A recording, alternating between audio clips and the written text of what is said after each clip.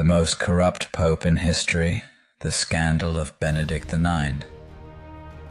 What if I told you the most scandalous pope in history didn't just rule once, but 3 times? That he sold the papacy, hosted orgies in the Lateran Palace, and was accused of rape, murder, and black magic. This isn't a medieval rumor, it's the story of Pope Benedict IX, a man so corrupt, even the Catholic Church couldn't bury his scandals. Today we dive into a forgotten chapter of papal history, one that's more shocking than fiction. Scene 1. Origins of a monster. Born around the year 1012, into the powerful Theophylact family of Tusculum, Theophylactus was destined for power. His family controlled Rome like a mafia, installing relatives into religious offices to maintain dominance over the church. And by the time he was just 20 years old, Theophylactus was placed on the throne of St. Peter. That's right, Benedict IX became pope while still a teenager. He didn't earn it, he bought it.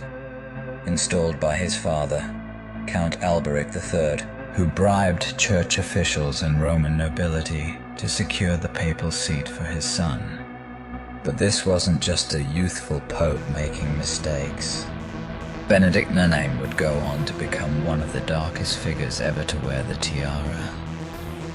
Scene 2. A Pope of Sin. Benedict IX treated the papacy like a playground. His reign was infamous for orgies, drunken feasts, and violence. Some chroniclers describe the Vatican under his rule as a den of vice, where sacred rituals were replaced with blasphemous indulgence. Papal historian Ferdinand Gregorovius would later write, "He was a disgrace to the chair of Peter. He ruled like a demon from hell." He was accused of rape and adultery, even with unnoble women inside holy places. Some whispered that Benedict IX had dabbled in sorcery, using rituals to protect himself from assassination or political exile. Even his Catholic sources acknowledge that he was a pope so vile his crimes were unspeakable. Scene 3. Revolt and expulsion. Rome had had enough. By 1036, the people were so outraged by the scandals and public shame, they revolted against Benedict IX, forcing him to flee the city. But just a few years later, thanks to his powerful family and a few strategic assassinations, he returned to power. He ruled again, for the 2nd time. And that's not even the craziest part. Scene 4. He sold the papacy. In a move that shocked even the most cynical observers, Benedict IX sold the papacy. You heard that right. In 1045, Benedict IX literally resigned and sold the papal office to his godfather, John Gratian, who became Pope Gregory VI. The price? A hefty £1,000 of silver. Why did he do it? Simple. Benedict XIX wanted to get married to a noble woman. But once the wedding fell through, guess what? He changed his mind and came back. Again. Scene 5. 3 popes, 1 throne.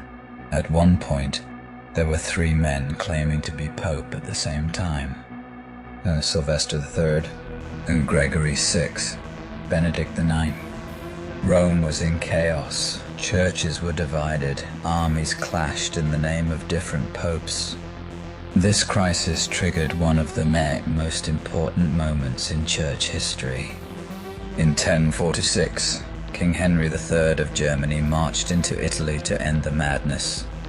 At the Council of Sutri, Henry forced all 3 claimants to resign, cleaning house and installing Pope Clement II.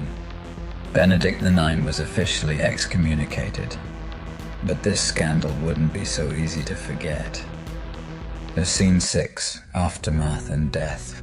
Benedict IX would attempt one final comeback after Clement II's death, but was driven out again.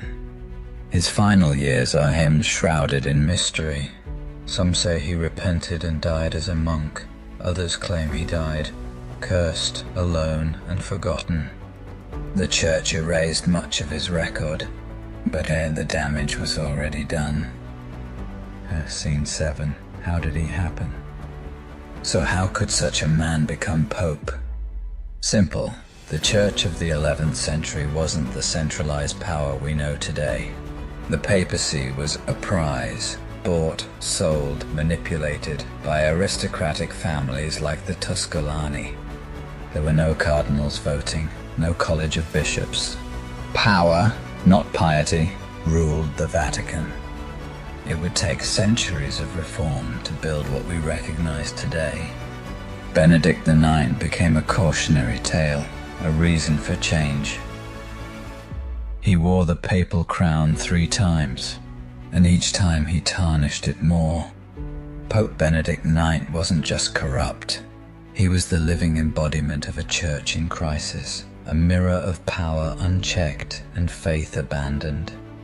But through scandal comes transformation, and from the ashes of Benedict's disgrace, the Church began a long, painful road to reform. This is history you weren't taught in Sunday school.